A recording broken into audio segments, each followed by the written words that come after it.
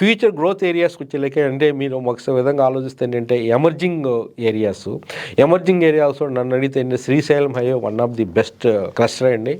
ఇంకోటి తిమ్మాపూర్ నుంచి Manasanapalli, Maheshwaram up to Srisailam highway అంటే బెంగళూరు హైవే నుంచి శ్రీశైలం హైవే కలుపుతూ ఉన్న 100 feet రోడ్డు మంచి రిటర్న్స్ అనేది ఇవ్వబోతుంది.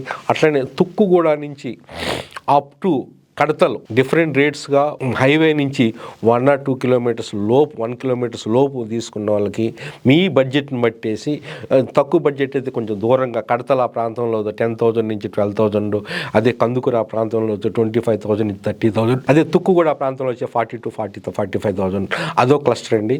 రావిరియాల ఆదిబట్ల కూడా మంచి క్లస్టర్ అవ్వబోతుంది రేపు ఫ్యూచర్ సిటీ వచ్చిన తర్వాత. అట్లనే ఫ్యూచర్ సిటీ కోర్ ఏరియాలో కూడా వితిన్ 10,000 లోపు కూడా కొన్ని ప్రాజెక్ట్స్ అనేది ఉండబోతుంది. బట్ ఆ ప్రాజెక్ట్స్ మంచి రిటర్న్స్ రావడానికి అవసరం కంపేర్ టు అదర్ ఇన్వెస్ట్మెంట్స్. కానీ you have to wait with patience అనమాట.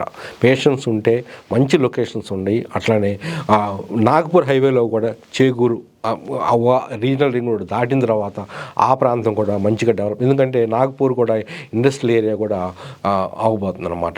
ఇండస్ట్రియల్ కారిడార్ని తీసుకురాబోతున్నారు. ఆ ప్రాంతం కూడా మంచి డెవలప్మెంట్ అనేది ఉండబోతుంది.